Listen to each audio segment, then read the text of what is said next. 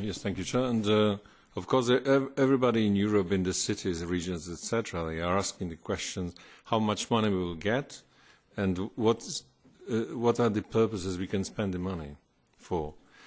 And of course, the first question we cannot answer, but we can try to answer the second one. It means what we think as the committee in the European Parliament, what should be the eligible, what should be the scope of spendings, what will be possible to use and what will not be possible to use in the future period. So, our committee decided to present the mandate in which we decided to change a little bit the proposal of the Commission.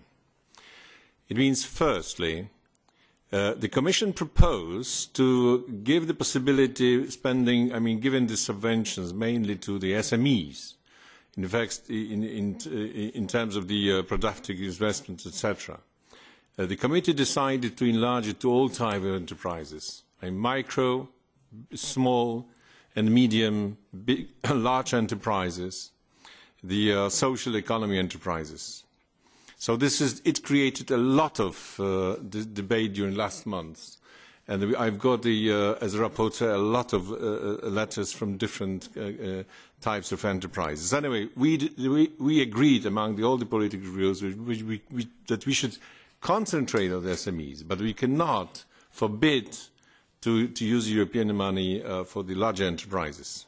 Second element, the Commission didn't put the element of culture, sport and tourism, saying that it is not going to the strategy 2020.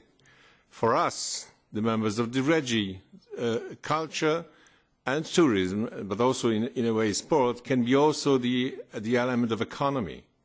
It's also the investment, it can be the investment, it can influence the growth, but it also can create jobs. So that's why in the regulation we agreed to introduce, for example, the infrastructure of culture, tourism and sport, and of course the e-culture and other elements. So this is the second element. The third element, Commission proposed not to allow the more developed regions. I just would like to remind you, this is technical, but more developed means more than 90% of GDP or NUTS 2. To forbid these regions to invest in the basic infrastructure, in transport, environment and ICT. The REGI committee decided to delete it and not to create this kind of ban, because during the crisis we don't think it's good to forbid even the more developed regions to invest, for example, in basic infrastructure, in ICT and environment, but some elements of transport. So I think this is very important because many final beneficiaries were waiting for the clear message coming not from Brussels, but now from the Parliament. We will see what will be the reaction of the Council. We have the trialogue. We were trying to change a little bit the thematic concentration, which is a technical term, as you know, but this is how money can be spent, how much money will be earmarked, what is the flexibility possible. And of course the tendency from the Commission was richer you are, less flexibility you have. And we, in general, we followed this line, but we changed the content, giving more flexibility in the thematic concentration. And of course we agreed with a lot of internal debate in the committee that there will be three types of regions: less developed, transition regions from 75 to 90, and more developed, as the transition created a lot of internal debate. But also we showed that there should be a special treatment, in a way, of the regions who jumped from less developed to more developed. Notably, Warsaw in Poland is a very good example. So we introduced a special possibility for this kind of regions to be treated in a different way, because they are the phasing out regions. It's the same, the phasing out regions from the actual situation. If they are today phasing out and tomorrow will be more developed, they should have also a special treatment because they are on the move. They are changing. They are doing the effort to be better. So they should have a special possibility. We, of course, we propose this kind of thematic concentration, and of course, one of the biggest debate was about the energy efficiency. What should be the spending for the energy efficiency, low carbon, etc. So you will find, for example, what will be really important is the energy efficiency in the buildings, but public buildings, private buildings, public and private housing, public buildings in terms of the schools, offices, etc., but also the cultural heritage, historic buildings, etc., energy efficiency in buildings. Secondly, energy efficiency in the transport, low carbon transport. We also agreed to make eligible the cogeneration of the electricity production and the heating and cooling. One element which was not agreed by the committee was the distribution and transport of gas and oil.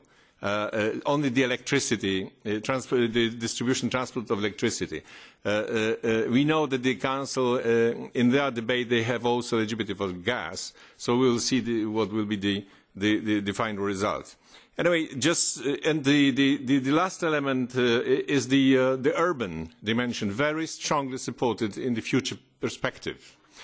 Urban dimension in terms of normal projects like the revitalization of cities, like the revitalization of contaminated places, like the housing, transport, etc., which will be eligible in the next period, but also a special new programme which will be possible for the member states with the ring fencing of 5% of ERDF for, and what we agreed, functional urban areas. Functional urban areas, what we can translate, cooperation between the cities and their surroundings, the neighbours. And this is a special, let's call it pilot, which will be in each member state.